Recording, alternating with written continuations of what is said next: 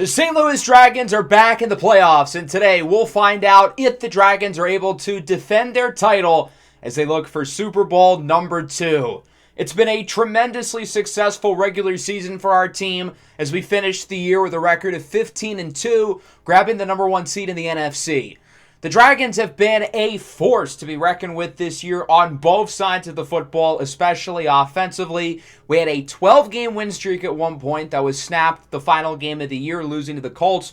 But we did have a number of players break some records in that game, and we'll be going over stats and awards very shortly. Let's first recap the rest of the NFL, going through the standings and taking a look at the playoff picture for this upcoming season.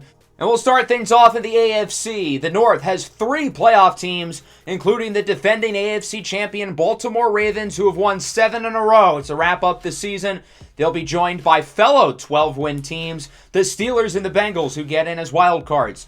The Colts, who have won 6 in a row, including beating us, win the South. The Bills get the number 1 seed, taking home the East. And then the Chiefs win the West at 13-4. They'll be the 2 seed, playing their rivals, the Chargers, in the first round. The Packers won the North with the Bears getting a spot. The Saints win the South with the Panthers getting in. The Cowboys win the East. And then obviously we won the NFC West with the 49ers making it in as the 7th seed. And the Los Angeles Rams just missing out at 10-7. With how good our team was this year, as you can imagine, there was a lot of individual successes on both sides of the ball, with a number of players putting up some ridiculous stats and winning some major awards, especially on the offensive side of the ball, where multiple players made history. And that starts with Puma Whitlock, who one-upped his incredible season last year, throwing for 4,800 yards, 48 touchdowns, and just 6 interceptions. He finally was able to get over the hump and win that first MVP after being so close multiple times in his career. Very well deserved for Puma. He's won an MVP. He's won a Super Bowl. But can he get ring number 2? On the ground, for the first time in team history, we had a 1,000-yard rusher. And we actually ended up with 2.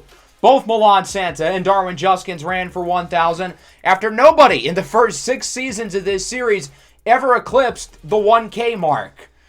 In the receiving game, Arturo Modelo was unbelievable this year. He broke the receptions record, finishing with 150, recording over 1,800 yards and 22 touchdowns, 3rd all-time in a single season. Statistically, one of the greatest receiving seasons ever. Again, one-upping his incredible season last year en route to winning his 2nd consecutive NFC Offensive Player of the Year. Behind him, the rookie D'Aubrey Thomas scored 13 times, tied for the 2nd most receiving touchdowns by a rookie ever. And then Marion Cephas and Colin Robinson were quite solid, with some flashes from the young tight end Wilson Voafana. The offensive line started the year off pretty poorly, but they've been great over the last few weeks. Puma Whitlock, I don't think he's gotten sacked in the last 3 games. And then defensively, a little bit more inconsistent than the offense, but we had some guys have brilliant seasons. 16 TFLs, 4 sacks, and 4 picks for Owen Popo. He also led the team in tackles significantly. Simeon Bonnet broke the NFL record for TFLs in a season with 40. He also finished with 69 tackles, nice, and 15.5 sacks, while the NFC Defensive Rookie of the Year, Warwick Eldridge Jr., finished with 10, 7.5, came in just the final 6 games of the year. The most impressive record was undoubtedly Cam Lucifer's 15 interceptions, though, only one of which came before Week 8, but it's like something we have never seen before clicked. Coming into this season, the all-time Dragons interceptions record for a career was 15 by Demore Diggins. And Cam Lucifer did that in 1 year. He practically did it in half of a season, considering 14 of his picks came after Week 9. I still cannot get over how well he played this year, especially considering he was actually good in coverage, unlike last year. Cam Dicker was a little inconsistent, missed some field goals, missed some extra points. I know it says he was perfect on extra points. That's not true. The game is spreading false propaganda.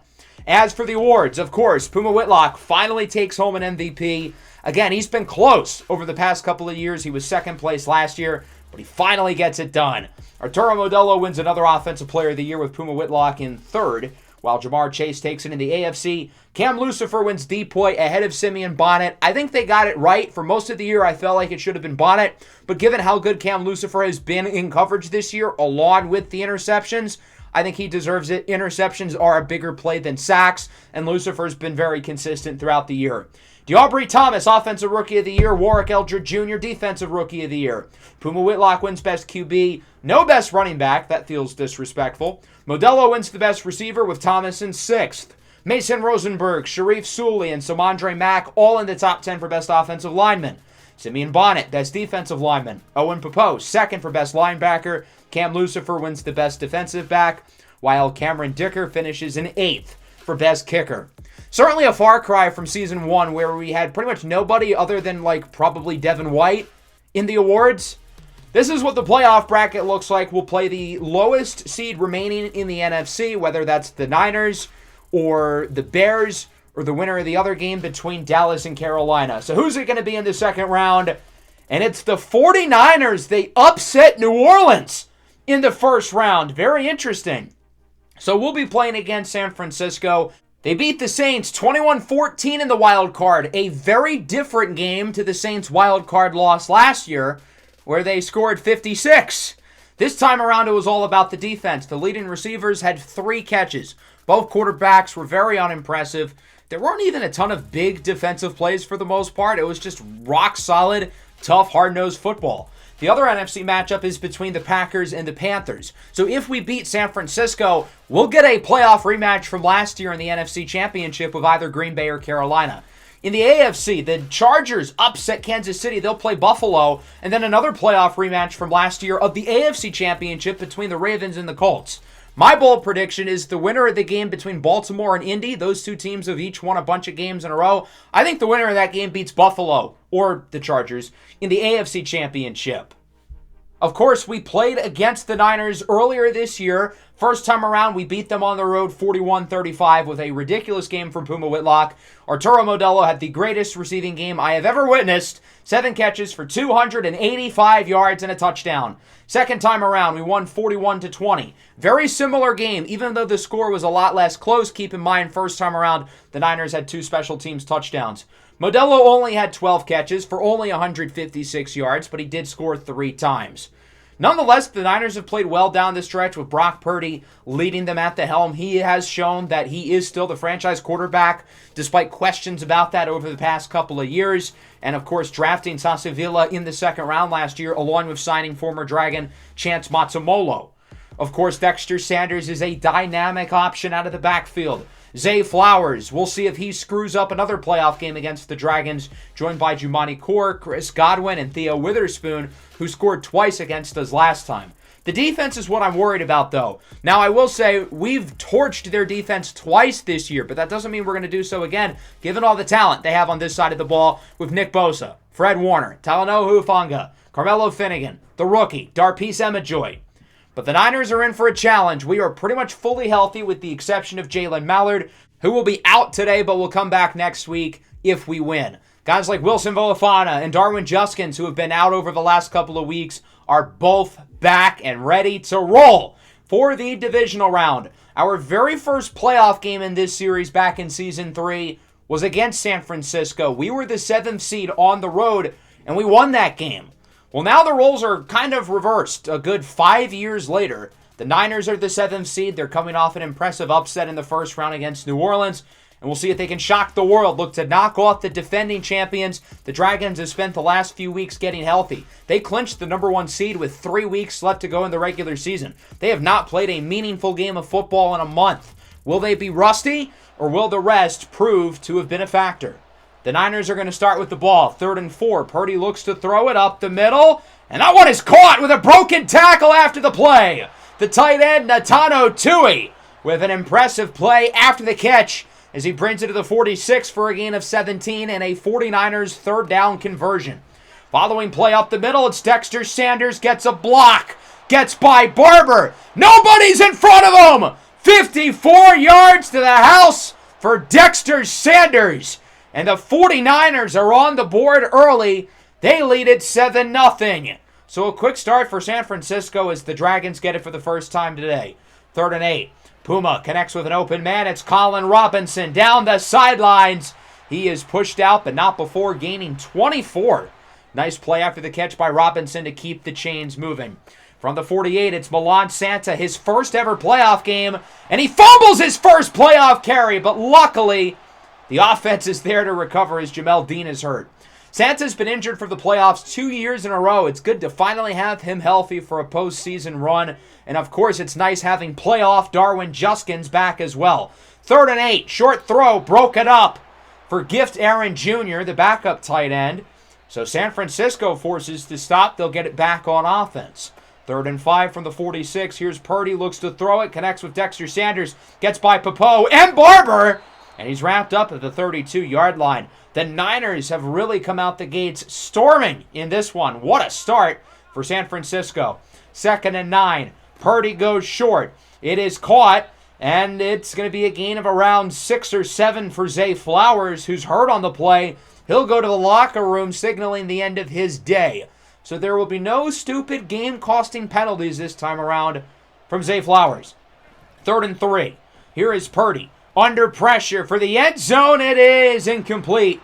The defense holds with the stop, and that'll bring out the field goal unit.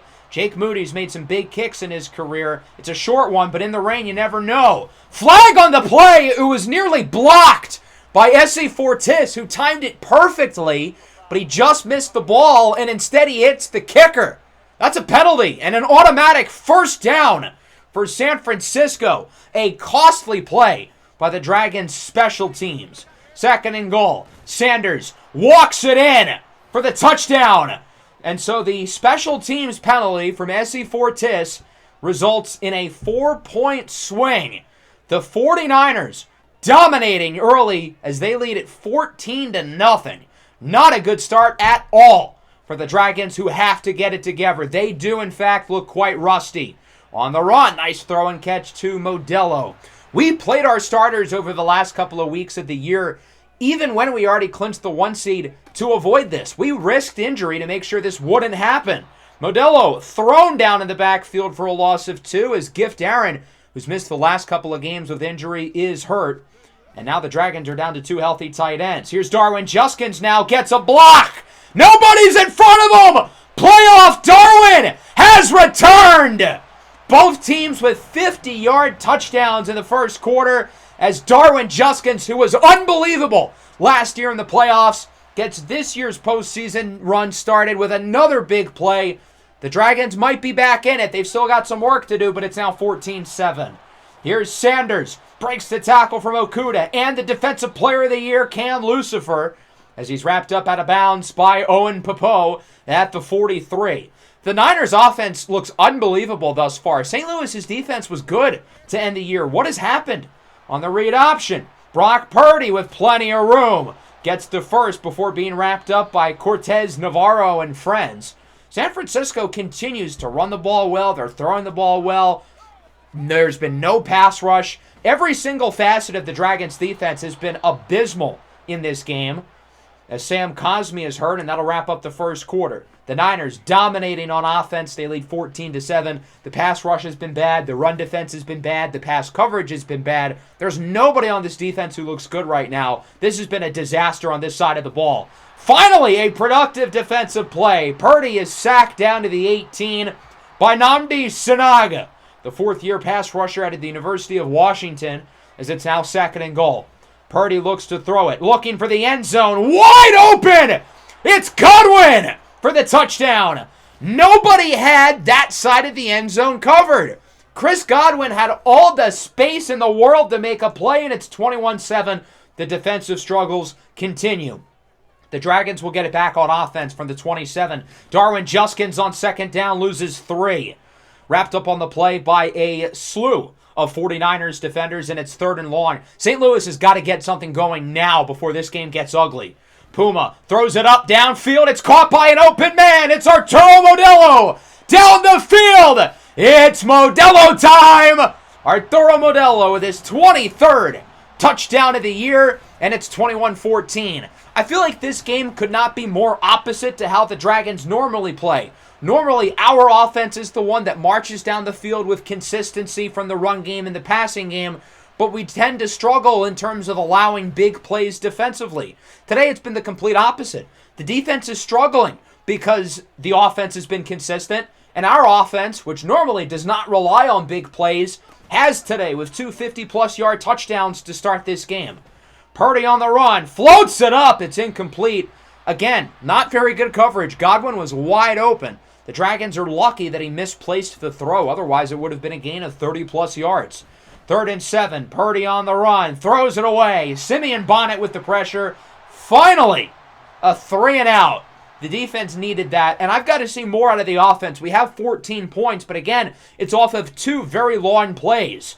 On 3rd down, here's a nice run up the middle. Darwin Juskins fighting for yardage as the standout rookie, Darpeace Emajoy, is hurt for the Niners. He'll be taken out of the game. That's a big loss. 2nd and 4. Puma goes short. It's Amarion Cephas trying to stay in bounds, and he will go out at the 17.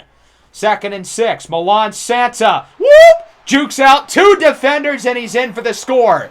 What a run by Milan Santa. This game is tied at 21. We have no business with this game being tied, given how we've played today, but I can't say I'm complaining. 3rd and 10. Purdy under pressure. He's sacked.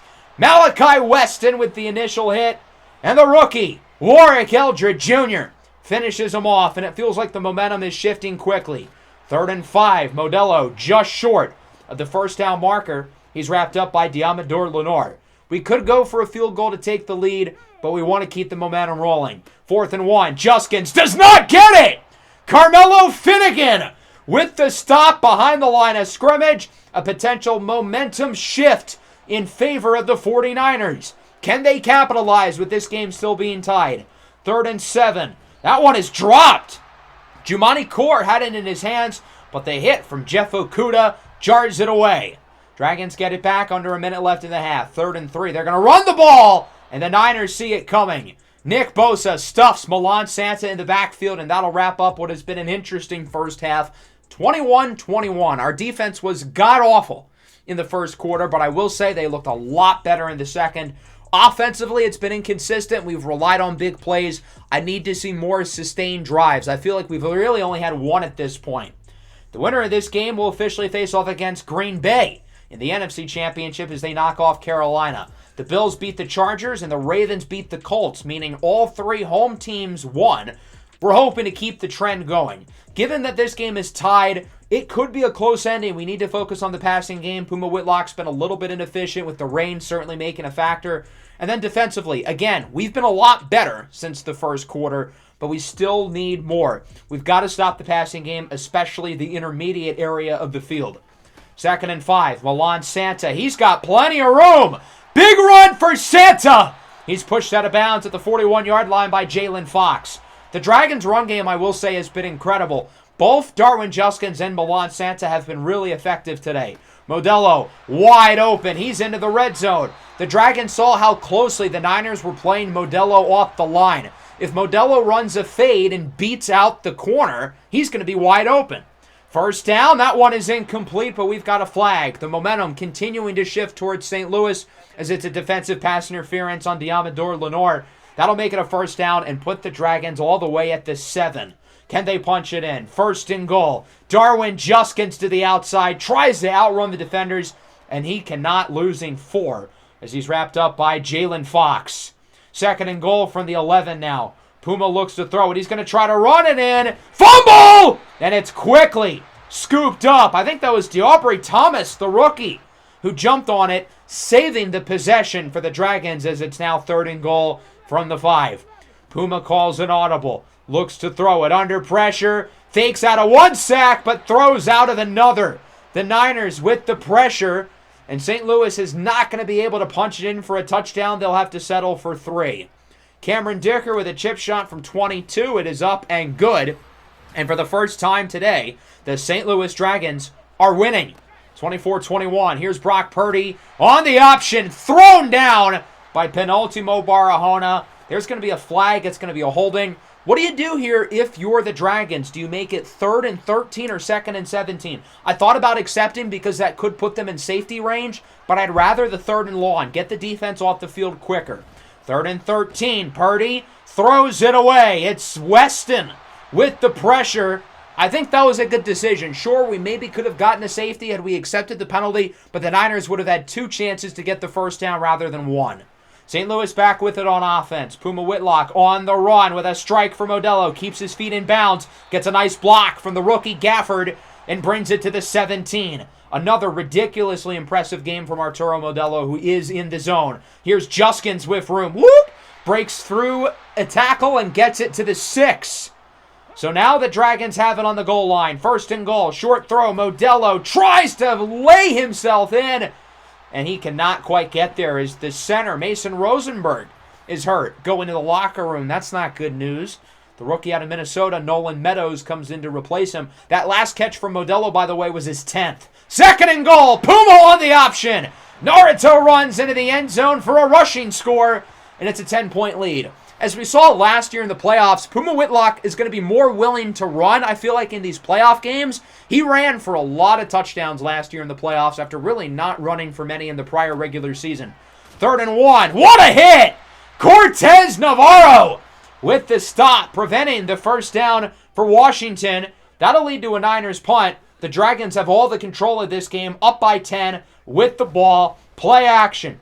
Puma on the run. Modelo again, his 11th catch of the night as he gets it to the 39-yard line. Arturo Modelo is uncoverable. He owns this San Francisco 49ers team. Puma's in the zone now. Hands it off for Juskins with a block from Modelo. Down the field. Jukes away from the defender and brings it to the 5. What a run for Darwin Juskins, who has 120 yards today on just 10 carries. Him and Milan Santa have been unbelievable as a tandem in this game. 3rd and goal from the 3. Puma looks to throw it under pressure, tries to lob it up for Thomas, but it's broken up by Fred Warner. You can easily make the argument to go for it here. Make it a 3-possession game. We've got the momentum. It might be worth the risk, but we're going to take the points. I trust the defense. Our defense has been fantastic since the first quarter. I get that first quarter was awful, but since then, we've done a really good job, and I'm confident they'll be able to keep it going for one more quarter and help us win this game. 3rd and 8 from the 34, 9 to go, 13-point deficit.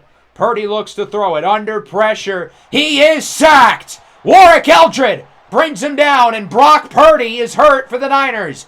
I feel like every time we play these guys, Brock Purdy gets injured. It has certainly happened multiple times in this series. San Francisco would punt it. Dragons get it back, up by 13. Maybe looking to ice the game. It looks like Hufanga's in the zone, though. That's alarming. Puma under pressure. Gets it to Modelo, who's wide open. Modelo with a nice move, and he brings it to the 34. Even though Puma had like 4 guys in front of him, still makes the throw, and another play for Arturo Modelo, who's been the best player on the field in this game. 2nd and 8 from the 31. Clock is ticking. Under 8 to play now. The Dragons taking their sweet old time. They are in no rush. Darwin Juskins. He will get a couple as Nick Bosa is hurt for San Francisco, as if things can't get worse for them. 3rd and 5 now. Clock does stop, though. I guess that's a positive if you're looking for one for the Niners. Puma looks to throw. It has Milan Santa. That's a first down to the 16. Puma's been ultra efficient today, 20 for 27, not making mistakes.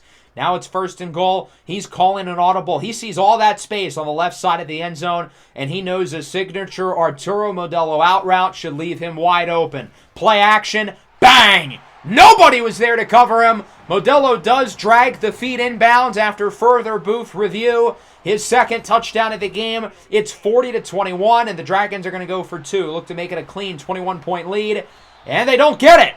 Milan Santa is stopped by Fred Warner. So with that, the Niners get possession, but with a new quarterback. Former St. Louis Dragon, Chance Matsumolo, is in the game on 1st down. He's under pressure, goes short. It's caught by Jumani Kaur. Breaks a tackle, jukes away from Bourgeois, and gets a huge gain. Death, taxes, and opposing ball carriers making Jalen Bourgeois look hilarious. 2nd and 10, up the middle. Nice throw. It's caught by Aiden Romeo to the 28.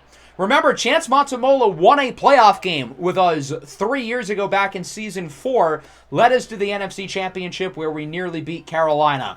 3rd and inches in the end zone for Chris Godwin. The Niners score for the first time since early in the 2nd quarter. Maybe all they needed was the quarterback change.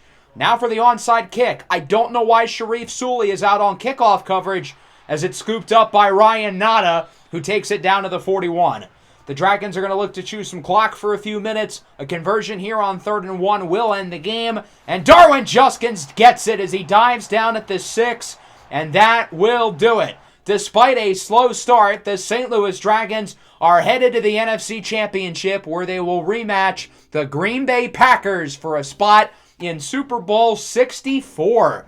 This game started off rough. We were down 14-0, 21-7. We looked awful early in this one, but we scored 33 of the final 40 points in order to get the job done. This was kind of like the Houston game earlier in the year, where we allowed 2 touchdowns very early and then dominated the rest of the way. Even in games that we start slow, our team is so good that it practically doesn't matter. Overall, I thought we had a good performance in the final 3 quarters of this game. Puma Whitlock played really well, although the highest passer rating was Chance Matamolo with a perfect 158.3. Puma did his thing, though. We didn't ask a ton out of him. He didn't need to be a superstar. He just needed to be a game manager, and he did a really good job of that. Brock Purdy was mid. I mean, he wasn't bad, but he wasn't good per se. Both teams ran the ball well. Our run game was brilliant. Playoff Darwin Juskins is back. Milan Santa was fantastic as well. Dexter Sanders had a really good showing as well. I feel like they should have leaned into him more. 13 for 215 and 2 touchdowns for Arturo Modelo. He owns this team. In 3 games this year against the Niners, he caught 42 passes for, 600 yards and 5 touchdowns. Those are the stats in a full season for a mediocre wide receiver 3. Arturo Modelo did that against 1 team this year. That is alarming. As for the defense, I thought we were fantastic during the final 3 quarters of the game, especially the pass defense. It got significantly better. The pass rush improved. Quiet game, though, from Simeon Bonnet. I wasn't all that impressed with him. I think he only had 1 TFL. We did get a couple new injuries, though. Gift Aaron, the backup tight end, and Mason Rosenberg, the starting center, will be out for the rest of the year. We're not going to put them on IR because there's not really a point. We don't need roster spots, and we can't sign anybody to replace those 2 because we have no money. We already know the teams that won, but here's a look at the scores around the league for the divisional round. As for the players of the week, 1 for each winner. Obviously, Arturo Modelo gets it. He's joined by Josh Allen, Jason Karamoa, and Marlon Humphrey. That brings us into Conference Championship Week with a rematch of last year's NFC Divisional Round as the Packers return to St. Louis and look for revenge. Not only do we have an NFC Divisional Round rematch, but a possible Super Bowl rematch could be on the horizon with Baltimore, who has won 8 games in a row, heading up to Buffalo to face off against the Bills for the AFC. Along with our matchup with Green Bay last year in the playoffs, we played against them earlier this year in the regular season as well. In what ended up being a really close game, we hung on and win. We had some turnovers down the stretch, but really did not play our best brand of football, especially offensively. Puma Whitlock had one of his worst games of the year against Green Bay. Not to say he was completely abysmal, but he really did not look his best in this one. But he wasn't as bad as Johnny Gordon, who ended up throwing 4 interceptions, completing just 43% of his passes. The run game for us was also up and down at best. And Arturo Modelo was really quiet. 7 catches for, I believe, a season low, 60 yards and a touchdown. We had a pretty good game defensively, though. Obviously, some big turnovers late, 2 interceptions by Cam Lucifer.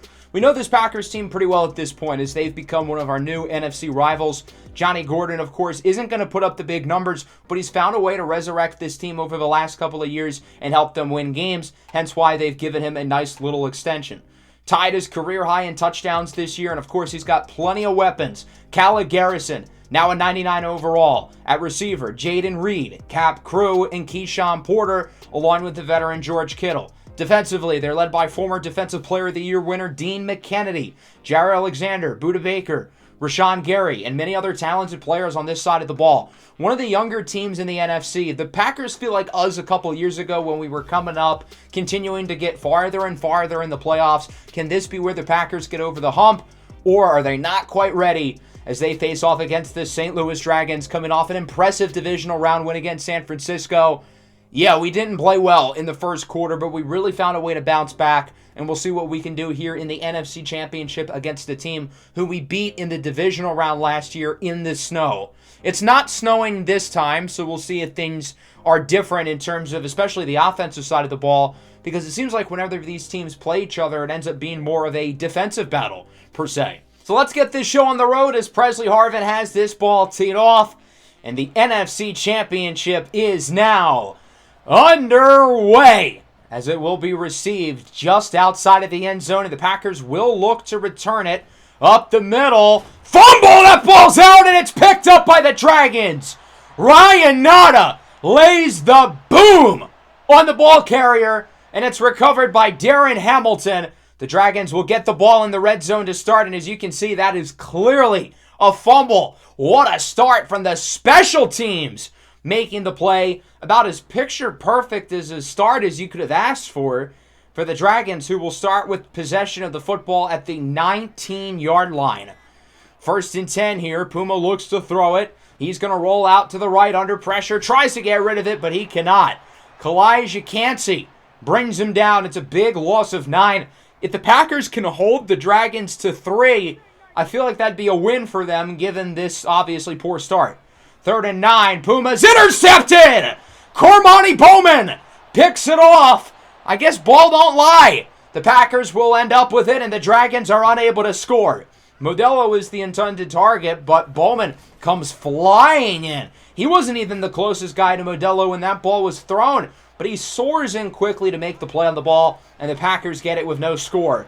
Khaled Garrison from the 8 with a big run as he's wrapped up by Jalen Bourgeois, but not before bringing it to the 24-yard line for a solid run. Whenever we play against Green Bay, Garrison seems to play really well, which makes sense given how good he is.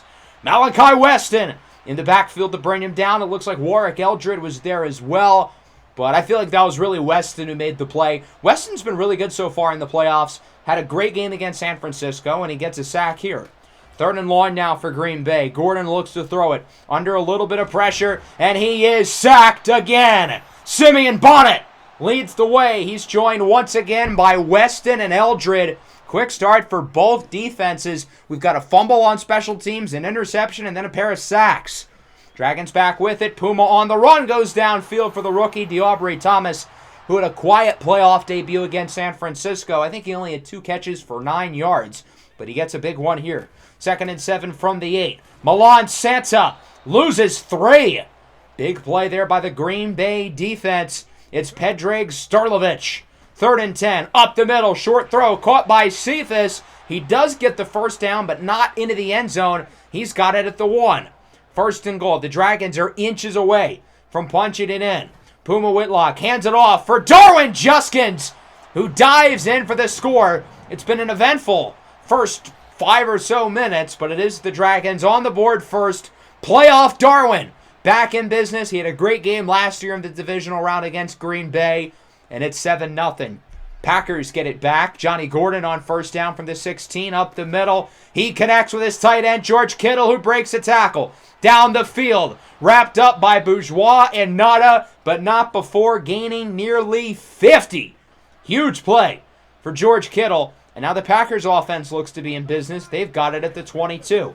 Gordon hands it off left side. Khaled Garrison going backwards. It's Simeon Bonnet, who's already got multiple TFLs today after a quiet start in the game against the 49ers. 2nd and 12. Back to Garrison on the right side. This time he's got more room with the spin move, and he's wrapped up by Ronrakis Barber at the 8. Big run for Khaled Garrison, and now Green Bay's got it in the red zone, but can they punch it in? 3rd and goal from the half-yard line. It's a pitch to the outside, and Garrison is thrown down to the ground by Penultimo Barahona, who was incredible last year in the NFC Championship with 3 sacks against Carolina. He makes a big play here that likely stops 4 points, as the field goal is good at 7-3. Dragons get it back with seconds to go here in the first quarter from the 47. Puma up the middle. He's got Modelo wide open. He brings it to the 36, and that'll wrap up the first quarter. Certainly an eventful start, but the Dragons seem to be in a good spot. They lead at 7-3. They just got a big play on offense from Arturo Modelo, and they're moving it down the field pretty nicely. We'll see if they can add to their lead here in the second. They really haven't been able to get the ground game going, but the pass game, other than the interception, has been quite good. Juskins on 1st down loses 2. Dean McKennedy, the former number 1 overall pick out of Purdue, leads the way, and the struggles for the run game continue. 3rd and 12. Puma Whitlock on the run, sails it deep downfield. He's got an open man! It's Modelo time! Arturo Modelo with his 25th receiving touchdown of the year, and to put that in perspective, the all-time regular season record for receiving touchdowns is 25.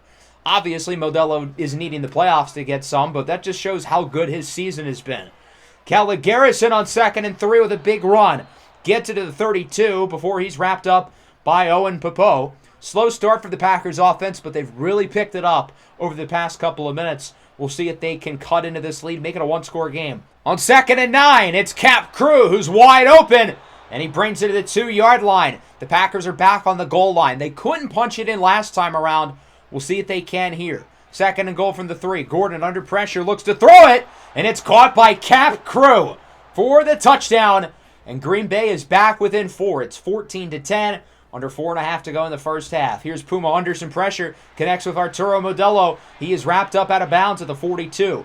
Modelo was quiet the last time these two teams played. Quiet for his standards, that is. But he's already got 89 yards and a score here in the first half. 3rd and 2. Possibly the final play before the 2-minute warning. It's a dump off for Voafana. And he gets the first down. Puma was obviously looking for some of those guys going on the slant routes downfield, but none of them were open. He saw Voafana had all that space and is going to dump it off. That brings us to the 2-minute warning, 4-point lead. Now on the goal line, Christmas time because Santa is in the end zone. Milan Santa with the touchdown. Both him and Juskins with scores here in the first half. And the St. Louis Dragons add to their lead. It's 21-10. Big drive here for Green Bay, especially with the Dragons starting with the ball in the second half, as Okudah has an interception that goes out of his hands. Should have been picked off, but he drops it. 3rd and 10 now, 25 seconds to go in the half. Gordon looks for the sidelines. Nice throw and catch. It's Cap Crew, who has been the go-to receiver here in this first half. It's been a productive performance so far from Johnny Gordon. He's 9 of 12. He's been efficient throwing the ball, as this time he sails it up for Garrison. Owen Popo was unable to reach over and grab what could have been an over-the-shoulders interception. Packers call time. They'll take the points, and it's a one-score game. Going into halftime, 21-13. The Dragons have been pretty solid up to this point. The offense has certainly gotten things going, although the run game still has been mediocre. It was better in the second quarter than it was in the first. The Packers' offense has also picked it up as this game has gone along, but they've had to settle for some field goals as we go into the third quarter. Puma's been inefficient in the intermediate game, so I really want to focus on that. He's been good throwing the deep ball, though, so we're probably going to continue to look to stretch the field. And then defensively, we haven't really been able to stop the run, but Johnny Gordon's been very effective. He doesn't go downfield often, but within 15 yards, he's been rock solid, and the Packers are probably going to throw the ball quite a bit in the second half as Milan Santa is hurt. He's yapping at the defense, but the bigger story is him going to the locker room. His day is done. It'll be the Darwin Juskins show the rest of the way. Juskins has room, and there goes Darwin Juskins! Lights! Camera! Action! He's wrapped up inside the 5 because he was celebrating. Should have been a touchdown, but still a huge run for Darwin Juskins. Playoff Darwin is him. The Dragons are looking to get Darwin his touchdown, but that's not going to help. He loses around 3. Wrapped up by Rashawn Gary. 3rd and goal now at the 3. Puma hands it off for Juskins. Powers his way in for the score. Darwin Juskins with his second touchdown of the night. 2-score lead here for St. Louis as it is 28-13. And now the Packers got to get things going quickly. Again, I feel like their offense has been pretty good, but they need to be aggressive. Their defense hasn't exactly done them any favors. They've got to start something, and they've got to start it now. 2nd and 17. Play action fake. Gordon has an open man downfield. It's George Kittle. Takes a shot from Ronrakis Barber, but not before bringing it to the 40. 3rd and 7 now. Gordon goes downfield. Risky throw, incomplete. Couple of defenders had it in their hands. That's going to be Cortez Navarro making the play. Tells the receiver he's tiny. That'll force a punt. Dragons get it back. Puma, play action. On the run. Has an open man. It's guess who? Arturo Modelo. 7-11. He's always open. And he brings it to the 47 for another Dragons first down as we make it to the halfway point of the third quarter. From the 47, Puma floats it up. And it's hauled in by DeAubrey Thomas to the 34. Nice over-the-shoulders grab by the rookie. The passing game and Puma Whitlock really seem to be getting comfortable. Juskins gets 3 as Samondre Mack, the starting right guard, is now hurt, and he'll be taken out of the game. That's 3 key players on offense, with Rosenberg dating back to the divisional round, and now Milan Santa and Samondre Mack. 3rd and 2. Puma on the run. It is broken up in the end zone by Budda Baker. The Packers doubled Modelo on that play, and he was still open until Buda Baker was able to come in late with the deflection. Dragons are going to settle for the kick. Thought about going for it, but field goal makes it a 3-score game. No reason to get cute. 31-13. Dragons in a good spot here late in the third. Gordon looks for the sidelines. It's caught. That's Keyshawn Porter to the 42 for a first down. I feel like Green Bay's got to be a little bit more aggressive, though. They've got to have more of a sense of urgency. Time's not exactly on their side. Khaled Garrison up the middle, mauling through defenders. He's over the century mark in yardage now as he brings it to the 30. And that'll wrap up quarter number 3. A pretty good quarter for St. Louis. They are up by 18, and they're 1 quarter away from making it back to the Super Bowl.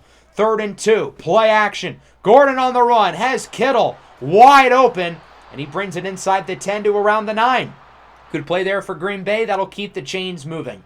2nd and goal now from the 9. Khaled Garrison to the left side with room. Powers through Okudah and Popo. He is in for a touchdown. The Packers are going to keep themselves in it. They'd only go for the extra point, which surprised me a little bit. I would have thought they wanted to make it a clean 10-point game. Up the middle, it's Amarion Cephas, who had arguably his best game of the regular season against Green Bay, bringing it to the 46-yard line. Clock is ticking, around 6 to go. 3rd and 1. Darwin Juskins with the first down and more as he gets it to the 27. 16 for a $134 and 2 touchdowns for Darwin Juskins here in the NFC Championship game. 3rd and 12 now, clock is ticking. Puma Whitlock looks to throw it, goes short. Modelo hangs on despite taking a beating. As Kalijah Cansey's hurt, that'll stop the clock, and that'll bring out the field goal unit. Cameron Dicker, the kicker, from 39. It is up, and it is good. 14-point game now, so it's still a 2-score lead. Packers don't really have much margin for error left, but they still got a shot. Here's Kittle. Breaks the tackle from Ryan Nada, fighting forward to the 48. Kittle's one of the oldest players in the league. He's in his 13th NFL season. He's still making plays, getting the job done. 2nd and 10, under 4 to go. Here is Gordon, under pressure. He is sacked for a loss of 13 by Owen Popo. Packers got to go no huddle. 3rd and 23. Gordon sends it downfield. It is incomplete. Good coverage by the defense. He was looking for Jaden Reed. Obviously, they've got to go for it here. Dragons are playing prevent defense. Rush 3, 8 back. Gordon takes his time, and he is incomplete. I don't know why you would think to throw it in double coverage shy of the first down marker, but okay. First down ends it here for the Dragons for a spot in the Super Bowl. 3rd down and 5. It's Darwin Juskins, who does not get it. The Packers are there with the stop. 4th and 2. The offense will stay on the field. Juskins, he gets it this time, and that'll do it. For the 2nd consecutive season, the St. Louis Dragons are going to the Super Bowl. They defeat Green Bay 34-20 in a pretty competitive game. We seem to have control for most of this one. The Packers kind of hung around for a while, but we really never let go of the pedal. And with that, the defending champs get the opportunity to defend their title in the big game. We'll see if the Dragons can get it done. We'll see who their opponent is shortly. If you've been paying attention to the bottom of the screen, you might already know. But we'll talk about who the Dragons will be playing shortly. Let's look at this game first. Overall, strong performance. I thought the defense was pretty good. The offense was quite solid as well. Puma Whitlock had the interception early, but other than that, he was quite solid. Again, he didn't need to be a superstar, but we just didn't need mistakes from him. On the ground, Darwin Juskins was an animal. It was his offense today, and he was incredible. Khaled Garrison was also good. They should have leaned on him more in the second half. 8 for 125 and a score for Modelo. Kittle with 124 and what could be his final career game. I think he's going to be 36 next year. Defensively, overall, again, quite good. We had a handful of sacks, especially early. No turnovers, though. We did have the special teams turnover, but our defense, which was number 1 in the league in takeaways, has not forced a turnover in either of our playoff wins. We do have a new injury, though. It will be the right guard, Samandre Mack. Torn labrum. He will not play in the Super Bowl. That's 2 starting offensive linemen we will be without, meaning Inazuma Mitsugu will play in his place. Milan Santa, though, will be healthy for the Super Bowl, which is good news. Let's see who we're going to play against. As the Ravens beat the Bills 24-14 in the AFC Championship. Players of the Week, headlined by the former Packer, Darwin Juskins. The revenge game against his old squad, along with Cormani Bowman, Lamar Jackson, and Dragons legend, Jordan Whitehead. That brings us into the Pro Bowl. Obviously, we have no Pro Bowlers because we are in the Super Bowl. I do want to point out something cool. The Panthers had 2 tight ends make it. Mark Andrews and Chasen Spiegel. Neither of them were hurt throughout the year or anything. They just both played in unison, and they both played really well. Nonetheless, a lot of players who have been drafted in this series, some of the guys who were already in the league are being faded out. Daniil Hunter, for instance, is down to a 77 overall. He still made it, though. A couple of rookies, including Houdini Asimbola with the Cowboys and Killian Dinthed Chase with the Jets. We had a number of Pro Bowlers ourselves. Puma Whitlock makes his 5th. Arturo Modelo makes it for the 4th time in his career. Along with those 2 guys, we had the left tackle, Sharif Sully. Should have made it last year, but he finally gets his first Pro Bowl nod of his career. He is joined by Samandre Mack, his first appearance in the Pro Bowl. Again, we will not have him available for the Super Bowl, unfortunately. Simeon Bonnet makes it for a 3rd time. Owen Popo gets in for the 1st time. I'm very surprised he's never made it until now. And then, of course, the Defensive Player of the Year, Cam Lucifer, is back for a 2nd time. So let's look at this Super Bowl. Super Bowl 64 against the Baltimore Ravens. We start our year with the Ravens, and we will end the year with them. The Ravens were the 3 seed, but they've won 9 games in a row. And obviously, we've got history with these guys. We played against them and beat them last year in the Super Bowl, 30-27, in what ended up being a tremendous ball game. We played against them in Week 1 in what ended up being a defensive battle. We won that game 21-13. Lamar Jackson really struggled. He played well in the Super Bowl against us, but did not perform well here in this game. The Ravens roster is quite similar to their Super Bowl team from last year. Obviously, Lamar Jackson leads the way. One of the best quarterbacks in the league. Wasn't as good as he was last year, but still very solid. Zay Flowers can't throw the game for them this time. Their skill group outside of Flowers is the exact same, headlined by the tight end Cornelius Reese. Their defense is an older but solid unit, just as we talked about last year, of course, led by the linebacker Roquan Smith. We'll see if we can get the job done and take home ring number 2. I feel like winning a 2nd championship is a really big deal because if you win 1, it's almost like, you could be a fluke. But if you win 2, that means you are legitimately one of the best teams here. But we're not going to say that to the media. We're focused on this one game. We're focused on winning this one. And if we do, then good. Of course, the Ravens are red hot, though. They started the year 5-5. They really weren't playing all that well. But they have caught fire since then. They won 7 games in a row to wrap up the regular season. They've added 3 more in the playoffs, including beating the top-seeded Buffalo Bills on the road. I think I said earlier they won 9 in a row. I undersold it. They've won 10 in a row. This is also the stage of the year where we get our development trade increases, and unfortunately, we only had 1 player go up, but that 1 player went up 2 development traits. Ultimately, on the defensive side of the ball, it ended up being the Defensive Rookie of the Year, Warwick Eldridge Jr., who will move up from a normal development to a superstar development, a Simeon Bonnet-esque development jump. If you remember, when we drafted Bonnet, he had normal development, and he went up to X Factor after his rookie season. Kind of similar here with Eldridge, who moves from normal to superstar, and he's also got 3 skill points. So with that, he's going to be around a 94 overall if you account for his boost. Pretty much everybody has a huge morale boost of around +3, and some guys have very large temporary boosts. Eldred is going up +8. I think Darwin Juskins is up +9. There are some guys who have been boosted heavily here. These are going to be his 3 abilities for the game. I'm pretty excited that we finally got a legit Robin for Simeon Bonnet's Batman, and to see those 2 going after the same quarterback over the next few years is going to be a whole lot of fun. But we can't worry about the next few years. We've got to worry about Super Bowl 64. I think our team has what it takes. Last year, going into the Super Bowl against the Ravens, we were the underdog. We weren't supposed to win that game, and we did. This time around, we're the favorite. We have been a wagon all year long, 15-2. Multiple multi-possession wins in the playoffs. We beat the Ravens this year in the regular season. We beat the Ravens last year in the playoffs. We've got the MVP, the Offensive Player of the Year, the Defensive Player of the Year, the Offensive Rookie of the Year, the Defensive Rookie of the Year, the Coach of the Year, and a whole lot of other really good players. This team looks borderline unstoppable. But the Ravens have a chip on their shoulder. They haven't forgotten about the Super Bowl last year and that heartbreaking ending. That was a very close game. The Ravens had some chances to win it, ultimately came short. This game's going to be in San Francisco. We've won a lot of games in this building, so hopefully it'll be fun to win one more for old time's sake against the Baltimore Ravens.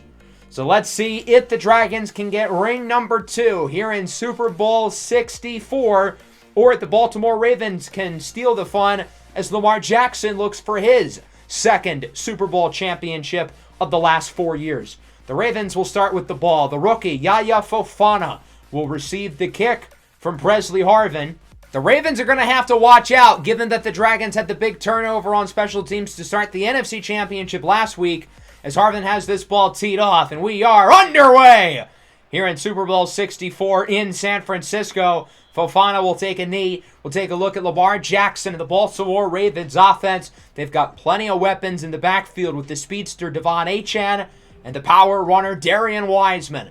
At receiver, Rashad Bateman, Josh Palmer, Iggy Maddox, and the guy I'm most scared of on this offense, tight end Cornelius Reese, who's turned into one of the best players at his position in the NFL. 2nd and 5, read option. Lamar's going nowhere. The rookie, Warwick Eldridge Jr., brings him down. While most of these guys are looking for their second championships, Warwick Eldridge never won a Super Bowl, obviously. He's looking for ring number 1. 3rd and 8, what a throw for Josh Palmer. That was pretty good coverage as well by Darren Hamilton, another guy looking for his first championship. But Palmer is able to snag that one in for the first down. 2nd and inches, pitch to the outside. Wiseman is tripped up for a loss of 5. It's Simeon Bonnet who brings him down, and that'll make it 3rd and 5 from around the 48-yard line. Lamar Jackson looks to throw it up the middle. It is caught for the first down, hauled in again by Palmer.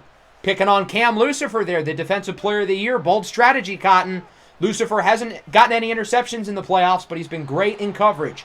3rd and 8, incomplete on the screen, and the Ravens drive stalls at the 17. A pretty good first possession, though, for Baltimore, but they'll have to settle for 3. No more Justin Tucker, of course, he is in Detroit. Instead, it's Anders Carlson on to kick for Baltimore. Field goal is good, and the Ravens strike first. They lead 3-0 as we take our first look at the Dragons offense, featuring the reigning Super Bowl MVP and the reigning NFL MVP, Puma Whitlock. 48 passing touchdowns to just 6 interceptions. He only threw 1 touchdown in each of the first 2 playoff games, but with the Dragons' reliance on the ground game, they didn't need him to perform super well. Here's Juskins. He loses 1 to start, wrapped up by Jacoby Sullivan, the third-year pro out of Ohio State. The Ravens' run defense has to play well. They cannot let Juskins have another big game. 2nd and 11. Risky throw. Threads the needle for Arturo Modelo, who was incredible last year in the first half of the Super Bowl. 6 catches, 74 yards, and a touchdown before getting injured. Hopefully he's able to play the full game. 2nd and 4. On the run with a strike downfield. It's Amarion Cephas who comes down with it to the 36-yard line. Following play, Puma under more pressure, has a wide open man. It's the rookie, DeAubrey Thomas, who's banged up. That's really unfortunate. This is his first Super Bowl. Obviously, want to see him get to run around here on the big stage. He will not have to go to the locker room, though. He should return soon. From the 14, Puma's in the zone on the run. Short throw from Milan Santa. Not quite able to get into the end zone. He's down at the 1. Remember last year in the Super Bowl, Puma Whitlock threw an interception on the goal line. He's not letting that happen again, as it is Modelo time. Arturo Modelo has scored in all 3 playoff games. 26 total receiving touchdowns this year. That is an NFL record if you combine regular season and postseason. Ravens get it back, down 7-3. Lamar with a big run on the option. Pushed out of bounds by Okudah and Bourgeois. The Ravens got to get Lamar going on the ground. I feel like they really didn't try to use him as a runner a lot when they've played us over the last couple of years. 3rd and 7. Throws it into the ground, incomplete. Good coverage by Owen Popo. Pressure in the backfield immediately, and the Ravens are going to have to punt it away. Dragons get it back. Here's Darwin Juskins to the left side with a nice run. Tries to stutter step away from the defense as he gets a first down to the 31, and that'll wrap things up here in the first quarter. Pretty good start. The Dragons lead 7-3. Their inaugural drive went for a touchdown. The defense started slow, but they're looking better. They just forced a 3-and-out. And if the Dragons offense can continue to play well, they will really put themselves in a good spot early in this game. It's Milan Santa on 2nd down with plenty of room. Down the field, Milan Santa to the 42. Even though Santa has a Super Bowl ring, he's never gotten to play in the Super Bowl. He was injured last year, so this is his first time on the big stage. Play action for Juskins. Puma on the run. Gets it to Arturo Modelo for a huge gain of around 24 yards. Puma is 8 for 8 with 88 yards. Modelo's got 4 of those catches, and the Dragons are in the red zone. 3rd and 6 on the run. Darwin Juskins fighting for the first down, and he gets it to the 6. Great play after the catch, as it's now 3rd and goal. Puma looks to throw it, gets it out immediately, and it's Arturo Modelo once again. It is Modelo time, his 2nd touchdown of the first half. Puma got that ball out ASAP. He saw the Ravens defensive backs blitzing. Modelo was wide open, and it is 14-3. A quick start once again for St. Louis. Lamar goes short. It's Rashad Bateman who gets by the defender, tripped up at the 43 for a first down. The Dragons have all the momentum right now. Baltimore knows they cannot fall behind quickly because it's probably going to be too steep to come back otherwise. 3rd and 8. That one is broken up for Palmer. Owen Popo lays the boom. Ravens punt. Dragons get it back. 3.5 to go. 3rd and 8. They're just going to go for the screen, but it works. Darwin Juskins fighting for yardage. He gets the first down, bringing it to the 36. Clock is ticking. 2.5 to go here in the first half. 2nd and 7. On the run. Wide open downfield. It's Wilson Villafana. He gets it to the 25. Nobody was covering the young tight end. Bold strategy, Cotton. Didn't pay off. Back in the red zone. 3rd and 1. Puma scrambles to the right. He's got room with blocks. He is in for the score. 3 all-purpose touchdowns in the first half for Puma Whitlock. He wants another Super Bowl MVP to go to the trophy case. It's 21-3. The Dragons have turned this game into an early blowout. The Ravens got to get it together fast, or else this could get ugly. Lamar on first down. It's a screen for Achad, and he loses 2. Owen Popo brings him down. 3rd and 6 from the 18. Lamar looks to throw it. He's got time. Goes downfield, incomplete. Good coverage by Ronrakis Barber with no flags. So the Ravens are going to have to punt, and the Dragons can add to their lead even more. 3rd and 3 from the 49. They're going to run the ball. Milan Santa gets the first as Roquan Smith is hurt. Not only do the Ravens lose a key player, but that stops the clock.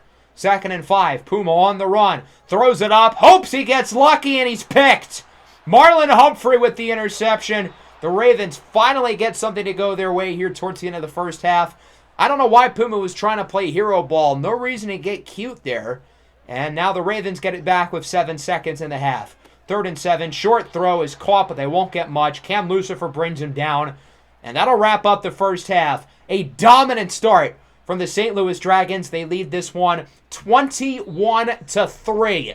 Everything that could be going right is. The offense has been great. Puma Whitlock, minus the interception, has been unbelievable. Arturo Modelo has scored twice. The defense has been brilliant. The Ravens have thrown the ball 23 times. They have under 100 yards in the air. This team is clicking on all cylinders as we have throughout the entire season, and we're 1/2 away from winning our 2nd straight Super Bowl. But we cannot let the pedal off the metal. I imagine we're going to run the ball a lot in the second half. We didn't run it that well in the first half, so that's where the focus is going to be. And then defensively, the Ravens are really trying to lean on the pass. They have not thrown the ball particularly well, and since they're down by 18, you best believe they are going to throw the ball often. From the 25, here's Puma Whitlock under pressure on first down, and he is picked off again! Xavion Proctor! He will bring it inside the 20! So the Ravens with another turnover. I cannot remember the last time Puma Whitlock had back-to-back passes with interceptions. I have seen him throw over 4,000 passes in his NFL career. That honestly might have been his worst one. That was a horrible throw, way behind Arturo Modelo. What was he doing? That throw was not even close. The Ravens on the goal line, punch it in. Darian Wiseman with the touchdown. The Ravens still have work to do, but that is a perfect start to them for the third quarter as it's 21-10. Puma now with 2 interceptions. He's got to get it together as he gets it over to Arturo Modelo. Nice play after the catch. He's out of bounds at the 47. Modelo now over the century mark in yardage once again. Puma's in the zone now, under 5 to go in the third, as Juskins is stuffed up behind the line of scrimmage. 11 carries, 31 yards. It has not been his day. 2nd and 12. Milan Santa to the outside with room. Whoop! Huge run for Santa. He's inside the 10, and he is hurt again. Milan Santa's been banged up all year. I give him a ton of credit because he hasn't missed any games, but he really is made of glass. From the 7 now. 1st and goal. Puma, quick throw for Juskins. Can he reach it over? Not quite, as he brings it to the 1. 2nd and goal now. Puma still in the zone. The Dragons looking to power it in as Puma is wrapped up by Ladarius Winston. He might have gained around half a yard. 3rd and goal now. The Dragons are a little closer to the goal line. They'll go back to the sneak. Puma stuffed, but he gets pushed in for the touchdown. It's a tush push. And Puma Whitlock puts the Dragons back up by 3 scores. What a heads-up play there by St. Louis. I think it was Diego Formaz, the right tackle, number 78, along with the fullback, number 85, the rookie, Rick Gafford, who made the play to push him in. 2 guys who were not on the Super Bowl team last year with a really heads-up play, pushing their quarterback into the end zone. It's 28-10. Puma's 4th all-purpose touchdown of the game, 2 rushing, 2 receiving, and of course he's also got 2 interceptions. Wiseman loses 5. He's got 8 carries for 10 yards as he's wrapped up once again by Simeon Bonnet. 2nd and 15 now from the 21. It's going to be a read option, and Lamar is stuffed again. This time it's Zion Creed who leads the way. Owen Popo as well. I feel like Creed really has turned a corner in his development over the last 6 or 7 games. He has really shown some impressive flashes. 3rd and 19. Lamar connects, nearly getting the 1st down. If you're Baltimore, I think you got to go for it. I get you're inside the 50, but you're down by 18. What is there to lose? The Ravens would punt it, though, and the Dragons had the ball up by 3 scores going into the 4th quarter. Can they hang on and win this game? First play of the 4th, 3rd and 10. Darwin Juskins with a good run. He gets around 8. Not enough of a 1st down, though. He's wrapped up by Marcus Williams. And that'll bring out the punt team here for St. Louis from the 45. And it's a fake! Rick Gafford under pressure. He fumbles it. And it's picked up by Deku Etienne. The Dragons wanted to fake the punt. Rick Gafford was supposed to pass it. Cam Lucifer would have been the intended target. The Dragons want to end this game quickly. But going for the big play backfires. Could that be the momentum shift that the Ravens need? Rather than playing it safe, the Dragons try to be gutsy, and that could end up really biting them at the rear end if Baltimore is able to capitalize off of this momentum. From the 29, short throw is caught by Josh Palmer. Gets it to the 16 as he's a little bit banged up after the play, grabbing at what looks like his chest. Big loss for the Ravens. Palmer's had a pretty solid day. Him and Cornelius Reese have been clearly their 2 best receivers.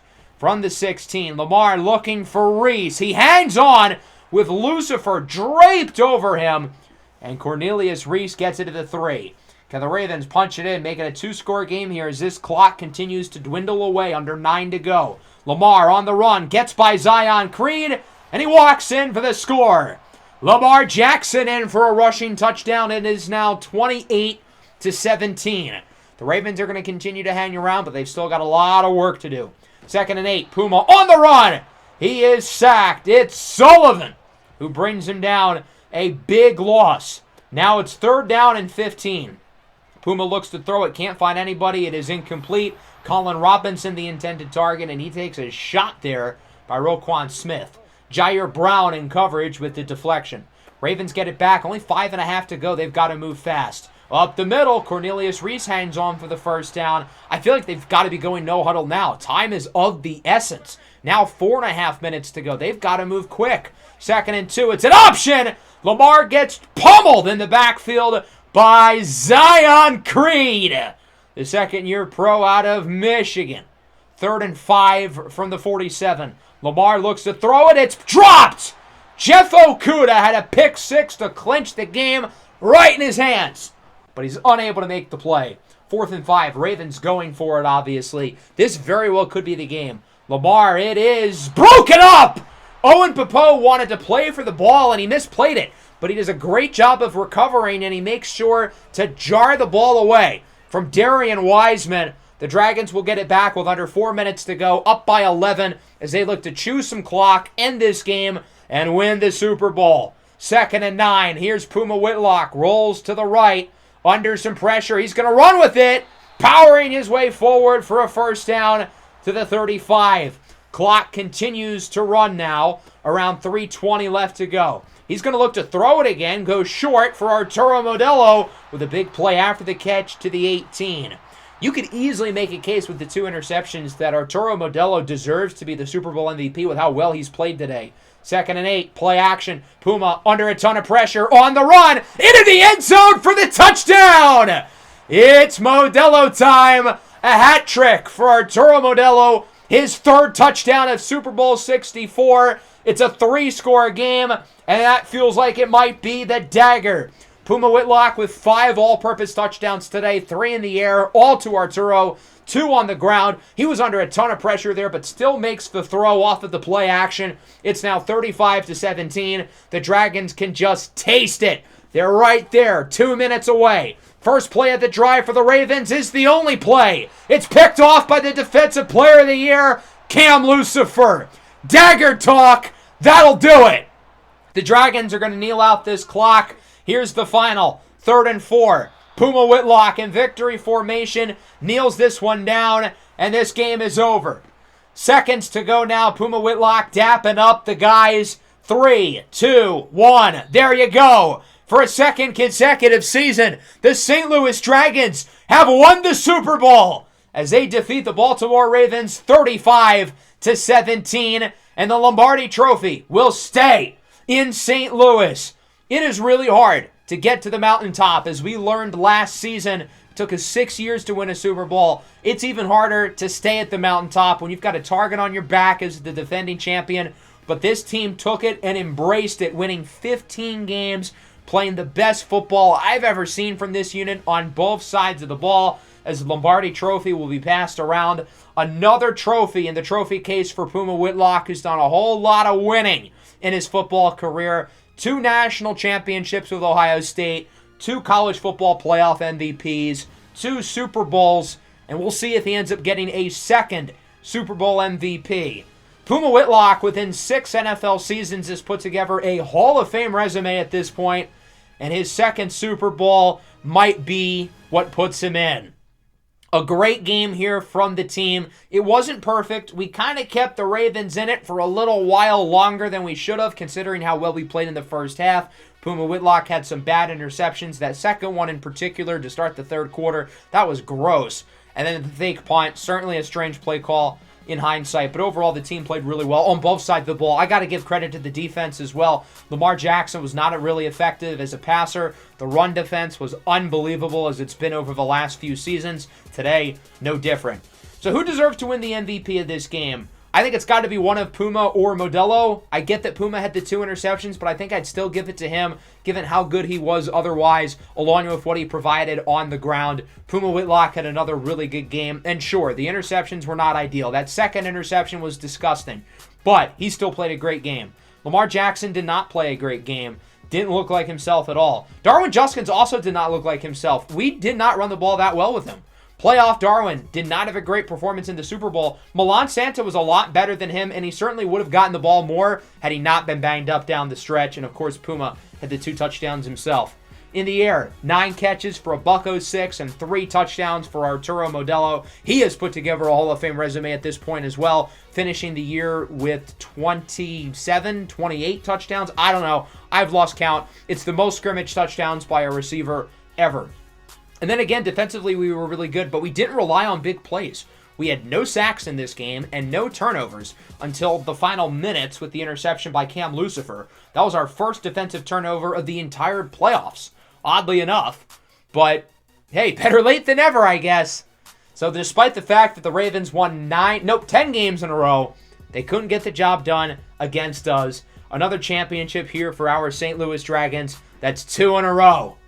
Let's see who wins the Super Bowl MVP and the Players of the Week. For us, it's Puma Whitlock and Cam Lucifer. For the Ravens, it's Lamar Jackson and Zazavian Proctor. So as you can imagine, Puma Whitlock takes home his 2nd consecutive Super Bowl MVP. I really want you to look, though, at the yearly awards. MVP, Dragons, Coach of the Year, Dragons, Offensive Player of the Year, Dragons, Defensive Player of the Year, Dragons, Offensive Rookie of the Year, Dragons, Super Bowl champs. Dragons. The one award we missed out on was Defensive Rookie of the Year. I was really hoping we would get the clean sweep, and we almost did. Warwick Eldred had 10 sacks, but unfortunately they gave it to Marion Page of the Jets. As I was talking about earlier, these guys have played like full Hall of Fame careers. 15,000 legacy points is the mark to make the Hall of Fame. Puma and Modelo are at 14,000. Bonnet's at 12,000. We have literally played out Hall of Fame careers in this series.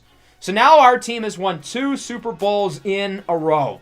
It's hard to beat this peak where this team is at 15-2, beating 3 really good teams in the playoffs by multiple possessions in all 3 games. None of them were particularly close. So where do we sit currently in the series? We've won 2 Super Bowls in a row. I would love to get another season like this in, but given that College Football 25 is just a few days away at this point, I don't think we're going to have enough time for another season. So with that, next episode will be the long-term sim, episode 99 of the series, the finale. We're going to get through everybody's careers. We will simulate as far as we need to until everybody retires. We'll see if Puma Whitlock can become the greatest quarterback ever, if Arturo Modelo can become the greatest receiver ever, if Simeon Bonnet potentially has a shot of breaking the sack record, along with following the careers of everybody else as this team looks to stay a dynasty. It's going to be a challenge with all the guys we got to pay this offseason and having absolutely no money to do it, but we're going to try to keep this team as good for as long as possible, especially with all our star players now in their primes. That's going to wrap up the episode. I hope you guys enjoyed this season. I know these episodes were long, but I enjoyed getting out this quick and abbreviated season to you guys. Certainly a fun year, 18-2 in total, and best of all, with a Super Bowl championship. Make sure to leave a like and subscribe to the channel if you are new. Peace out.